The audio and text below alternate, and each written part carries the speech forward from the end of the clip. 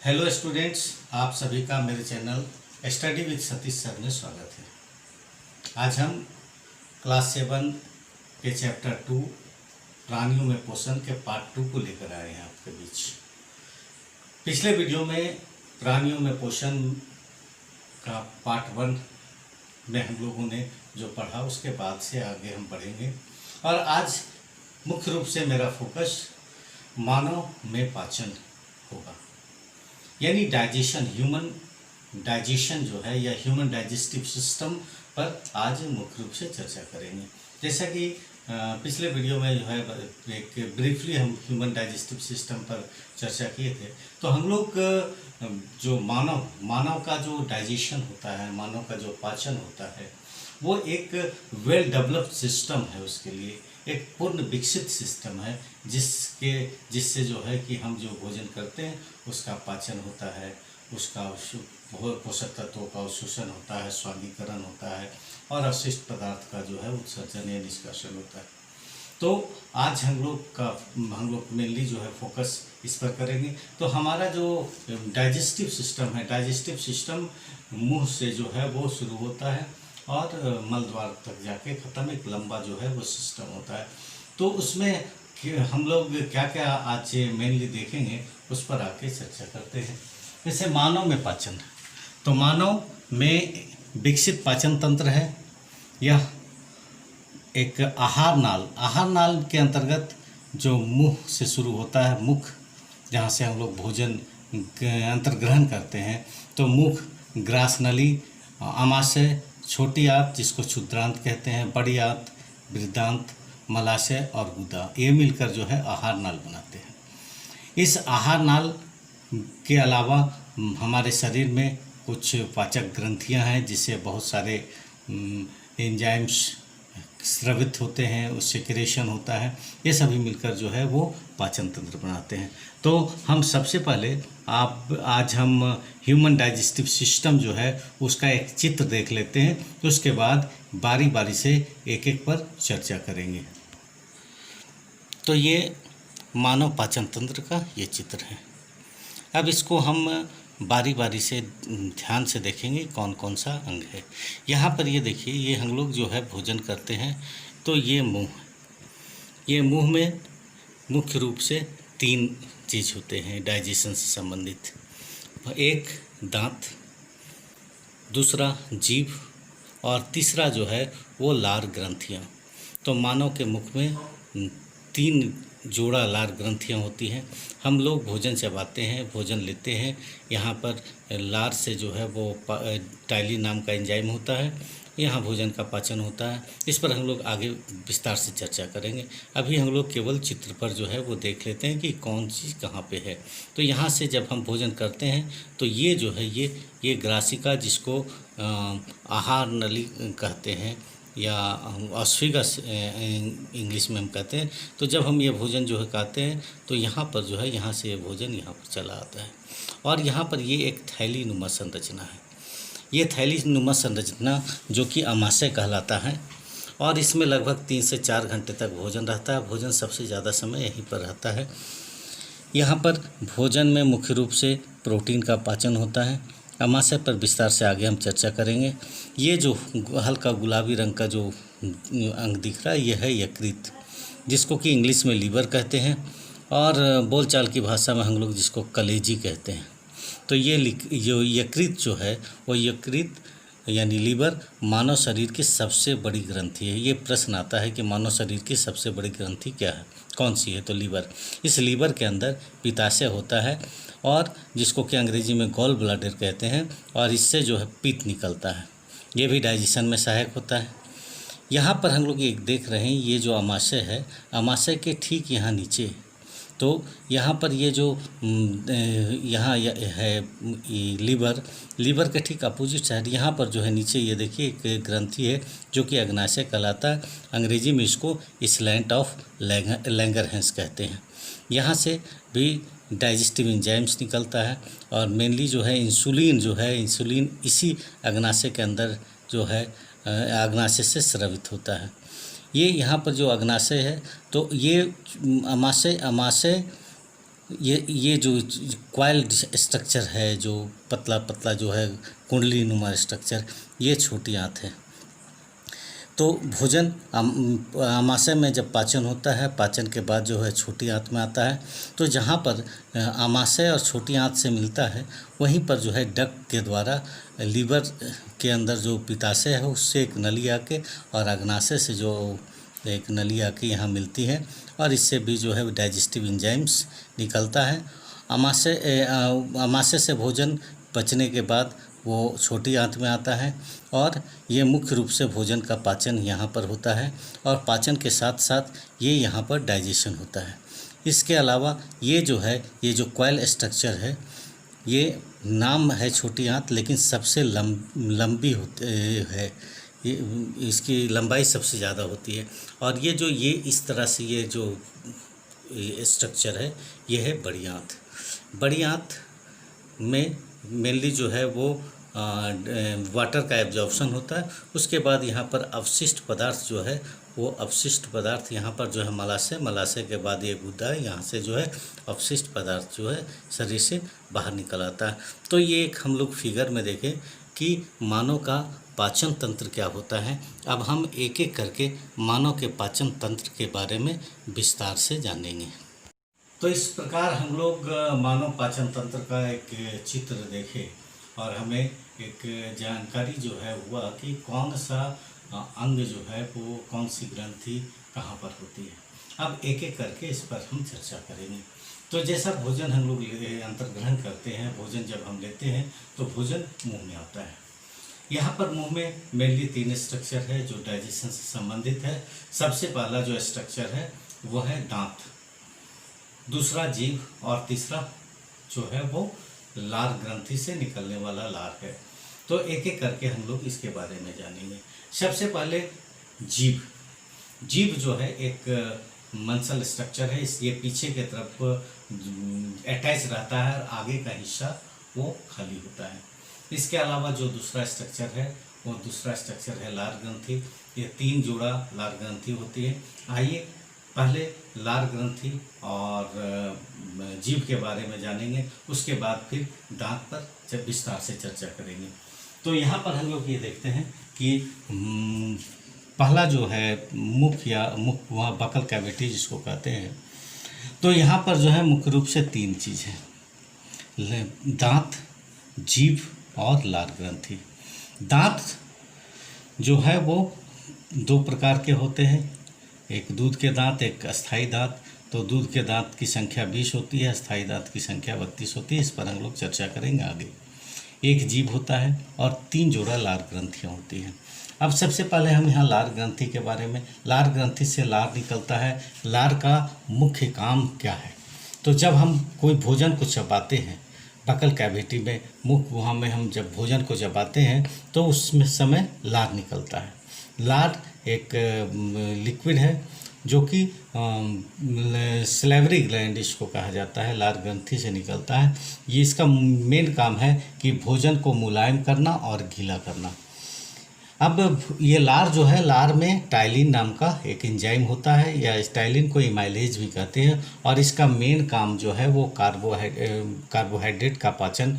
तो हम लोग के भोजन में जो कार्बोहाइड्रेट में बेसिकली जो स्टार्च होता है उसका ये डाइजेशन करता है, और एमाइलेज एक्चुअली स्टार्च को बदल देता है माल्टोज में। माल्टोज भी एक सिंपल कार्बोहाइड्रेट है, एक सरल कार्बोहाइड्रेट है या सरल शर्करा है। यही कारण है कि अगर मान लिया जाए कि हम सूखी रोटी अगर हम लेते हैं और उसको कुछ देर तक चबाते हैं, तो चबाने के बाद वो जो है वो थोड़ा सा मीठा उसका स्वाद मीठा हो जाता है। इसका कारण ये है कि वो उसमें जो स्टार्च होता है वो एमाइलेज के डाइजेशन के कारण माल्टोज में बदल जाता है, जो माल्टोज एक प्रकार का शर्करा है। लार के बाद हम लोग चर्चा करेंगे जीभ पर। तो जीभ एक मांसल पेशी अंग है जो पीछे की ओर गुहा के आधार तल से जुड़ी होती है, और इसका अगला भाग स्वतंत्र होता है।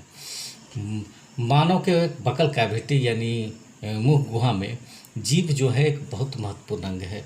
इसके मुख्य रूप से 3 काम है। पहला काम यह है कि पहला कार्य में भोजन को लार से मिलाना। हम लोग जो भोजन करते हैं और लार निकलता है, वो लार जीभ के कारण मिलता है। दूसरा है कि भोजन को निगलने में सहायता करना। हम लोग जब चबाते हैं और जब अंदर वो जाता है ग्रासिका से होते हुए या ग्रास नली से होते हुए आमाशय में, तो वो जो है उसमें महत्वपूर्ण भूमिका जीभ का होता है। और तीसरा जो महत्वपूर्ण काम है कि जो हम बोलते हैं तो बोलने में मदद करता है। तो इस तरह से जो है वो इसका मुख्य कार्य है। अब जीभ जो है, जीभ में किनारे किनारे ये सब एरिया में, यहाँ से यहाँ ये सब जो एरिया है, इसमें बहुत छोटे छोटे बर्ड्स जो है वो कलिकाएँ होती है, स्वाद कलिका जिसको कहलाते हैं। प्रोजेक्शन, छोटा छोटा प्रोजेक्शन होता है और ये एक्चुअली टेस्ट बड है, स्वाद कलिकाएँ हैं। इसमें जीभ के अलग अलग हिस्से में अलग अलग टेस्ट का सेंसेशन होता है। और जीभ का जो बीच वाला जो हिस्सा होता है, इसमें कोई जो है टेस्ट बड्स नहीं होता है, यानी वहाँ पर कोई भी टेस्ट का पता नहीं चलता है। ये जैसे अगर हम देखें तो जीभ का ये जो हिस्सा होता है, आगे वाला हिस्सा, यहाँ पर से मीठा यानी स्वीट का जो है टेस्ट होता है। इसके बाद वाला जो दोनों तरफ का हिस्सा है, यहाँ से नमकीन जो है का सेंसेशन होता है, टेस्ट होता है, स्वाद का पता चलता है। और उसके बाद वाला जो दोनों हिस्सा है, ये खट्टा का, और ये जो हिस्सा होता है ये तीता का। तो जीभ जो है, जीभ में इस तरह से जीभ की संरचना है। अब हम बात करते हैं दांत की। दांत मानव के मुख गुहा में अलग अलग प्रकार के दांत होते हैं, और चूँकि अलग अलग प्रकार के दांत होते हैं इसलिए ये जो है विषमदंती कहलाते हैं मानव। चूँकि मानव में हम लोग आगे देखेंगे कि 4 प्रकार के दांत होते हैं। और दूसरी बात है कि मानव के दांत में कि 2 बार दांत निकलते हैं। एक जन्म के जन्म के करीब 8-9 महीने में दांत निकलता है, जो कि दूध का दांत कहलाता है। उसके बाद 8 वर्ष की आयु के बाद जो दांत निकलता है वो अस्थायी दांत कहलाता है। और मानव का जो डेंटल फार्मूला है या दंत सूत्र है 2123/2123। इस पर हम लोग आगे चर्चा करेंगे। अब हम दांत के प्रकार के बारे में देखते हैं। तो दांत को हम लोग दांत के प्रकार जब देखते हैं तो इसको हम 2 आधार पर, एक जो है उत्पत्ति के आधार पर, तो उत्पत्ति के आधार पर हम दांत को 2 भाग में बांटते हैं, एक दूध के दांत और दूसरा अस्थायी दांत यानी परमानेंट टीथ। ये मिल्क टीथ है और ये परमानेंट टीथ। अगर संरचना के आधार पर देखें तो दांत को हम लोग 4 भागों में बांटते हैं, और वो 4 भाग जो 4 प्रकार के दांत है, जैसे कृतक जिसको इंसीजर कहते हैं, दूसरा रत्नक जिसको कि कैनाइस कहते हैं, तीसरा जो है चवर्णक जिसको प्रीमोलर और चवर्णक मोलर। तो अब एक एक करके हम लोग इस पर चर्चा करते हैं। सबसे पहले यहाँ पर जो है उत्पत्ति के आधार पर दांत। तो मानव का दांत जो है वो उत्पत्ति के आधार पर दांत को हम लोग 2 भाग में बांटते हैं। एक दूध का दांत एक्चुअली जो है ये जो है 6 जब बच्चा जन्म लेता है तो उसके बकल कैविटी में मुखगुहा में दांत नहीं होता है।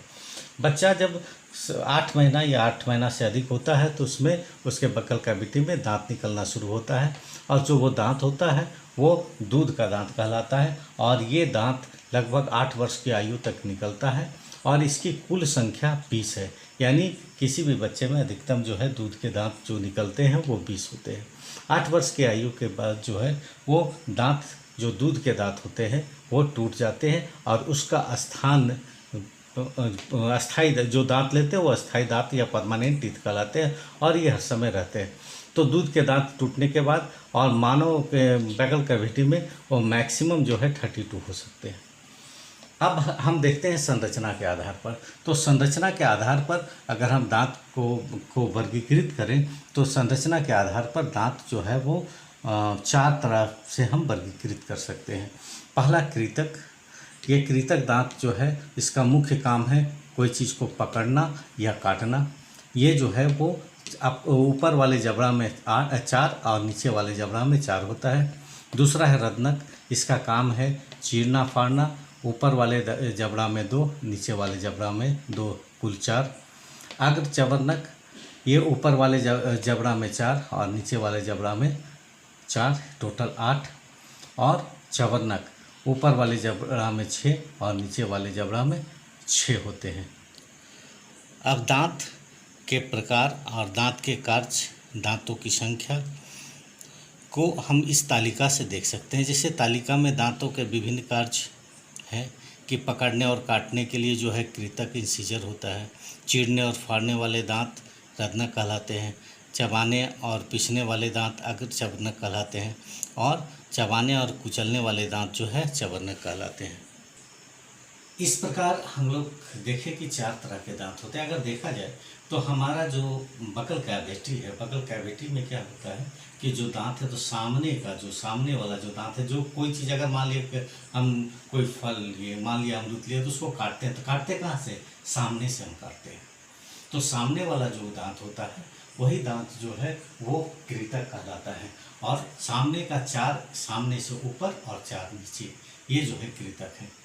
हमारे बकल कैविटी में यहाँ पर जो होता है एक कैनाइन दांत होता है, नुकीला दांत होता है ना। एक्चुअली वो चीरने और फाड़ने का जो है काम होता है। और ये दांत जो है प्रॉपर्टी होता है किसका? वो दांत प्रॉपर्टी है मांसाहारी का, यानी जो कार्निवोरस होता है, जो मांसाहारी होता है, तो उसमें जो है ये वेल डेवलप्ड होता है। और चूंकि हम लोग के ऐसे मुंह में भी वो नुकीला दांत है, यानी हम जो बाय नेचर ह्यूमन जो है वो मांसाहारी होता है, ऐसे मानव जो है वो सर्वाहारी होता है। उसके ठीक पीछे जो दांत थोड़ा सा चौड़ा होता है, वो दांत का जो है वो मेन फंक्शन हम लोग देखें वो कि ये यहाँ पर अग्र चवर्णक कहलाता है। और अग्र चवर्णक जो है उसको हम चबाने के लिए कुछ होता है। और उसके ठीक जो अंदर वाला जो ज़्यादा चौड़ा होता है, जिसको चौवा हम लोग बोलचाल की भाषा में कहते हैं, चौवा वाले दांत, तो उसका मेन काम है उसको चबाना और कुचलना। इस प्रकार जब हम भोजन को यहाँ दांत से कुचलते हैं तो उसके बाद क्या होता है, ये आहार नल जो होता है, यहाँ पर जो ग्रासिका होता है, ये ग्रासिका से भोजन आता है स्टोमिक पर।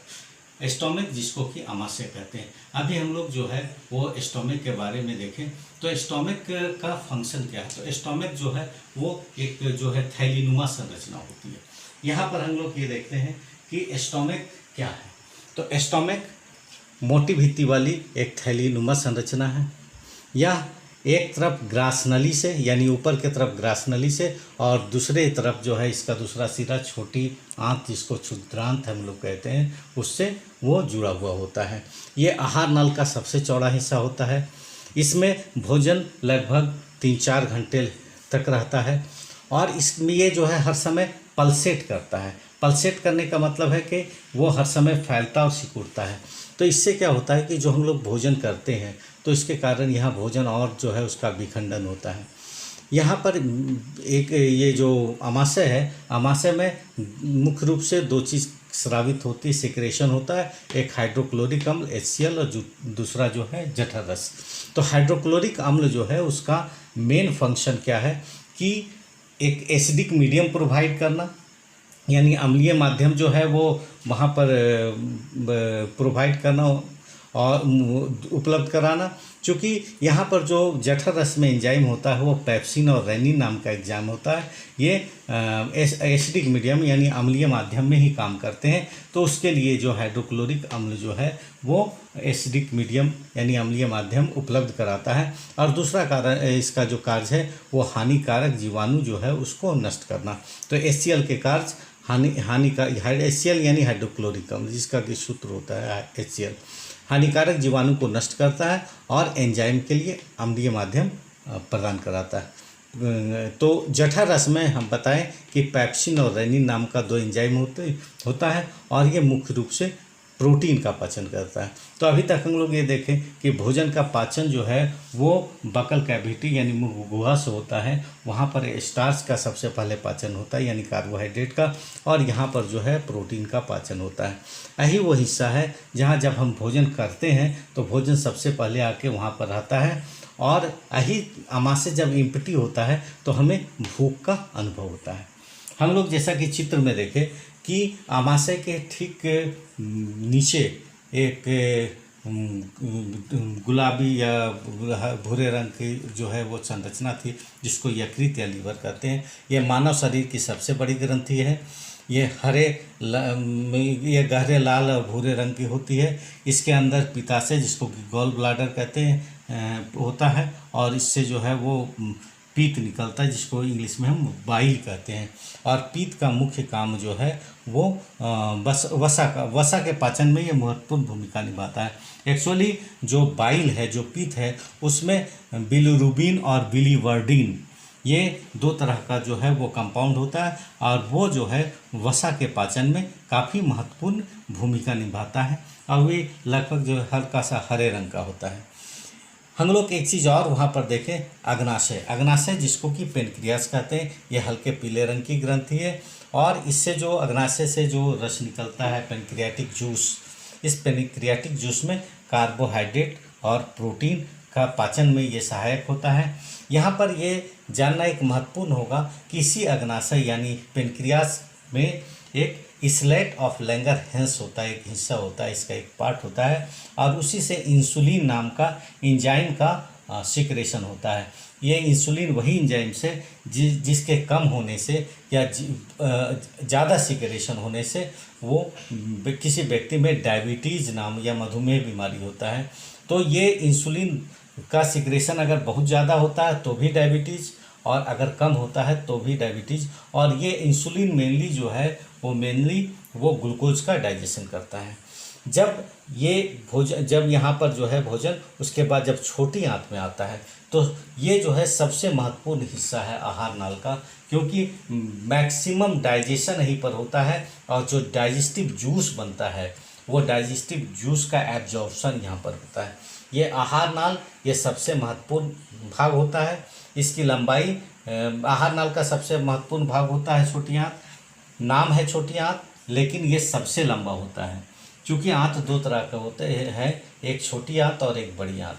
तो एक्चुअली छोटी और बड़ी शब्द का जो यूज हुआ है वो उसके चौड़ाई को लेके। छोटी आंत की लंबाई अधिक होती है, चौड़ाई कम होती है, और बड़ी आंत की चौड़ाई अधिक होती है और लंबाई छोटी आंत की तुलना में कम होती है। तो ये लगभग जो है वो 5.5-7.5 मीटर लंबा कुंडली यानी क्वाइल स्ट्रक्चर होता है। और इसके जो कुंडली नुमा जो नली है, इसमें वो फिंगर लाइक प्रोजेक्शन रहता है, उभार रहता है उसके आंतरिक भित्ति में, जिसको कि हम लोग दीर्घरोम या रसांकुर कहते हैं। और इसका मेन कारण है कि इसका मेन जो रसांकुर या दीर्घरोम है, इसका मुख्य काम जो पाचन के बाद जो पोषक तत्व है वो पोषक तत्व का अवशोषण करना होता है। तो ये जो हिस्सा होता है छोटी आंत, तो छोटी आंत में भी प्रोटीन का पाचन होता है, छोटी आंत में वसा का और कार्बोहाइड्रेट का पाचन होता है। लेकिन यहाँ पर जो प्रोटीन का पाचन होता है छोटी आंत में, वो क्षारीय माध्यम में होता है। इसके पहले हम लोग ये देखे थे कि आमाशय में भी प्रोटीन का पाचन होता है, तो आमाशय में प्रोटीन का पाचन अम्लीय माध्यम में होता है, और लेकिन यहाँ पर जो प्रोटीन का पाचन होता है वो क्षारीय माध्यम में होता है। और यहाँ क्षारीय माध्यम जो बाइल है, जो पित्ताशय से जो पित्त निकलता है, वो क्षारीय माध्यम उपलब्ध कराता है। तो ये हम लोग जो भोजन करते हैं, तो भोजन में का जो मेन जो है 3 कंपोनेंट है, कार्बोहाइड्रेट, वसा और प्रोटीन। तो जब इसका पाचन होता है तो कार्बोहाइड्रेट सरल का शर्करा यानी कि जिसको कि ग्लूकोज कहते हैं उसमें बदल जाता है, वसा ग्लिसरॉल और वसा अम्ल यानी फैटी एसिड में बदल जाता है, और प्रोटीन जो है एमिनो अम्ल में बदलता है। यानी हम लोग जो भोजन करते हैं तो भोजन में पाचन के बाद मेनली ये बनता है, यानी कार्बोहाइड्रेट से ग्लूकोज या सरल शर्करा बना, वसा से ग्लिसरॉल या वसा अम्ल बनेगा, प्रोटीन से एमिनो एसिड। ये काफ़ी महत्वपूर्ण है। अक्सर ये जो है ये प्रश्न आता है कि कार्बोहाइड्रेट, वसा और प्रोटीन किस में जो है परिवर्तित होता है, और जो ये बनता है ये रसांकुर जो है, रसांकुर इस बचे हुए भोजन को अवशोषण कर लेता है। तो इस तरह से हम लोग ये देखते हैं कि ये सबसे महत्वपूर्ण हिस्सा है, और इस महत्वपूर्ण हिस्सा में भोजन का पाचन भी होता है और भोजन का अवशोषण होता है। इसके बाद ये यहाँ से भोजन बड़ी आंत में आता है। जैसा कि नाम बड़ी आंत है, तो बड़ी आंत का जो है वो लगभग 1.5 मीटर लंबा होता है। इसकी चौड़ाई छोटी आंत की तुलना में अधिक होती है, और यहाँ पर मुख्य रूप से जल का अवशोषण होता है, वाटर का एब्जॉर्प्शन होता है, और जो अवशिष्ट पदार्थ है वो ये मलाशय की तरफ जो है वो शिफ्ट कर देता है, जो कि मल द्वार से बाहर निकल आता है। तो बड़ी आंत में यहाँ पर हम लोग ये देखिए, बड़ी आंत जिसको वृद्धांत कहते हैं, इसकी लंबाई 1.5 मीटर है, ये छोटी आंत से चौड़ी होती, छोटी आंत की तुलना में चौड़ी होती है लेकिन लंबाई में छोटी होती है। इसका मुख्य कार्य जो है जल का अवशोषण और अपशिष्ट पदार्थों को मलाशय में भेजना है। तो इस प्रकार हम लोग जो भोजन ग्रहण करते हैं वो भोजन का पाचन मुख से शुरू होता है और मुख्य रूप से मतलब मैक्सिमम हिस्सा का पाचन छोटी आंत में हो जाता है।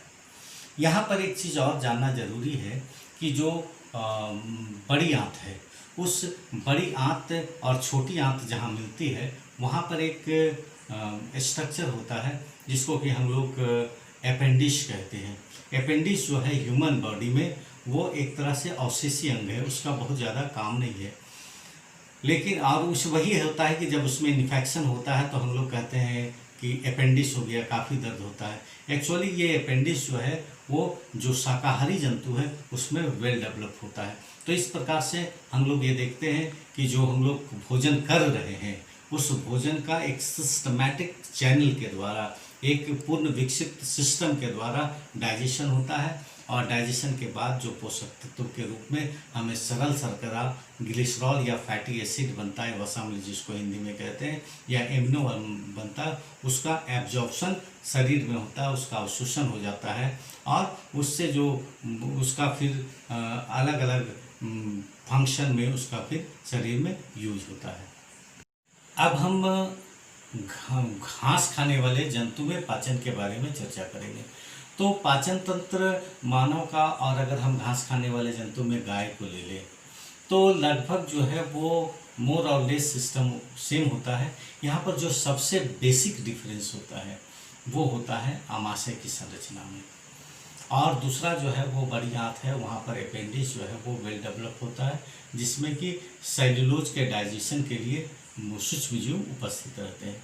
तो सबसे महत्वपूर्ण चीज़ क्या है, जैसे मान लीजिए हम लोग देखते हैं जो चौपाया है, वो जानवर जो घास खाने वाले जानवर हैं, वो घास खाने वाले जानवर जब हम लोग ये देखते हैं कि जब उसको घास मिलता है या चारा मिलता है तो वो बहुत जल्दी चबा के जो है निकल जाते हैं, और कुछ देर के बाद जब वो बैठते हैं तो आराम से धीरे धीरे थोड़ा सा जो है वो जो अंदर भोजन जाता है उसको निकाल के फिर चबाते हैं, जिसको कि हम लोग बोलचाल की भाषा में जुगाली कहते हैं।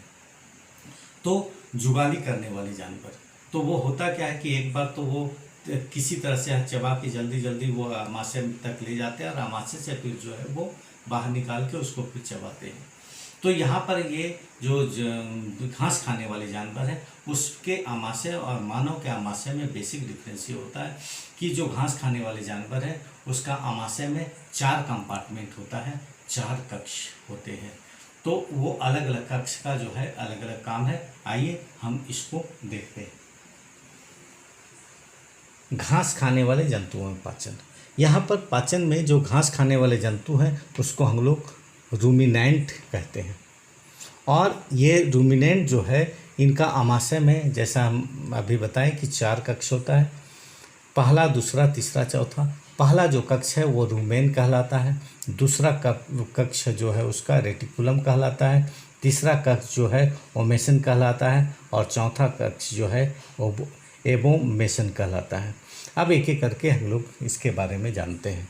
जो पहला कक्ष है, पहला कक्ष यानी रूमेन, तो रूमेन जो है यहाँ पर वो जैसे उसका बकल कैविटी जो होता है वो भोजन को जब अंतर्ग्रहण करने के बाद जो वो मुंह से अंदर जाता है तो आमाशय में आता है। तो आमाशय का जो सबसे पहला हिस्सा है, पहला कक्ष है ये घास खाने वाले जंतु में यानी रूमिनेंट में, वो जो है वो रूमेन कहलाता है। यहाँ पर घास को जल्दी निकलकर आमाशय के इस भाग, जब जानवर जल्दी निकलता है तो यहाँ पर इस भाग में जमा होता है यानी पहला कक्ष में यानी रूमेन में। यहाँ पर भोजन का आंशिक पाचन होता है, और जो आंशिक पचा हुआ जो भोजन है वो कड कहलाता है या जुगाल कहलाता है, और इसी से जुगाली शब्द आया है, जो हम लोग कहते हैं जानवर जुगाली कहते हैं। इसी जुगाल को जंतु पुनः मुख में लाकर चबाते हैं, जिससे जुगाली करना है। यानी पहले क्या है वो घास लेते हैं, हल्का फुल्का चबा के जो है वो अपना अंदर कर लेते हैं, और वो जाता कहाँ है, रूमेन में। और रूमेन में आंशिक पाचन होता है, थोड़ा सा पाचन होता है, और उसके बाद जब वो जानवर बैठते हैं तो इसी रुमेन से वो थोड़ा थोड़ा जुगाल को, यानी जो आंशिक रूप से पचा हुआ भोजन है, उस भोजन को जो निकालते हैं और चबाते हैं तो वो जुगाल या कड कहलाता है। और वो इसी कारण इसको जो है वो हम लोग कहते हैं जुगाली करना। अब उसके बाद जब जुगाली के बाद जब फिर दोबारा जो भोजन आता है वो रेटिकुलम में चला जाता है। जुगाल को वापस निकालने पर ये रेटिकुलम में आता है और यहाँ पर भोजन का विखंडन होता है, यानी भोजन जो है वो टूटता है। यहाँ से जो है तीसरा कक्ष में जाता है जिसको ओमेशन कहते हैं। और ओमेशन में मुख्य रूप से जो जल है, जल का अवशोषण होता है। और यहाँ से भोजन फिर जो है वो चौथा जो कक्ष है, वो चौथा कक्ष जिसको कि एबोमेशन कहते हैं, एबोमेशन में जाता है और यहाँ एंजाइम के माध्यम से भोजन का पाचन होता है। तो इस प्रकार से हम लोग ये जो बेसिक डिफरेंस है रूमिनेंट में और ह्यूमन डाइजेस्टिव सिस्टम में, इसका जो मेन डिफरेंस यहीं पर है कि यहाँ पर आमाशय इसका 4 कंपोनेंट में, 4 हिस्सा में बटा होता है और मोर और लेस जो है पाचन ये सेम होता है। दूसरी चीज़ है कि इसके जो बड़ी आंत के पास जो अपेंडिक्स होता है वो पूर्ण विकसित होता है और उसमें जो जीवाणु होता है वो जीवाणु सेलुलोज के डाइजेशन में बहुत हेल्पफुल होता है। सेलुलोज एक चूँकि जो भी घास है या जो जानवर जो ये खाते हैं घास और पत्ता, हरी पत्तियाँ, ये सब में जो है वो सेलुलोज की मात्रा अधिक होती है।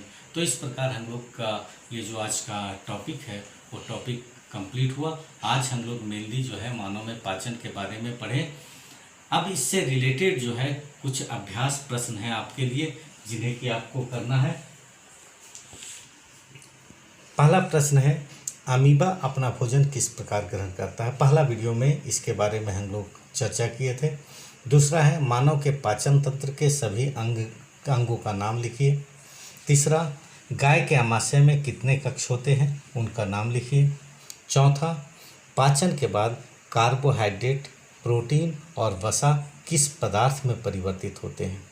पाँचवा, मानव के दांत के प्रकार और उनके कार्य लिखें। छठा, आमाशय में हाइड्रोक्लोरिक अम्ल का क्या कार्य होता है। सातवां क्वेश्चन, जीव के मुख्य कार्य का उल्लेख करें। और एक और जो 8वां क्वेश्चन है, दंत क्षय पर चर्चा हम नहीं किए, थोड़ा सा जो है चर्चा कर लेते हैं। तो एक्चुअली होता क्या है कि जब हम लोग खाना खाते हैं तो जो लार है वो लार के कारण यहाँ पर डाइजेशन जो होता है वो स्लाइटली एसिडिक मीडियम में होता है। और अगर खाना खाने के बाद अच्छा से हम कुल्ला नहीं करते हैं तो वैसी स्थिति में फूड पार्टिकल्स जो है, अन्न के कण अगर रह जाते हैं मुंह में तो धीरे धीरे जो जीवाणु, मुंह में जो जीवाणु है उससे वो सड़न पैदा करते हैं और सड़न पैदा करने के कारण जो है वहाँ का माध्यम अम्लीय होता है। और खासकर हम लोग जब मीठा खाते हैं और मीठा खाने के बाद अच्छा से नहीं कुल्ली करते हैं तो वहाँ जो जीवाणु है उस सड़न पैदा करके जो अम्ल बनाते हैं, अम्ल के कारण जो है दंत क्षय होने लगता है, दांत सड़ने लगते हैं, दांत टूटने लगते हैं। तो इसी को हम लोग दंत क्षय कहते हैं। तो इस प्रकार से ये हमारा आज मानव में पाचन या प्राणियों में पाचन का ये जो है वो चैप्टर कंप्लीट हुआ। तो अगर आपको मेरा ये वीडियो अच्छा लगा तो लाइक, शेयर और सब्सक्राइब जरूर कीजिएगा। Thank you.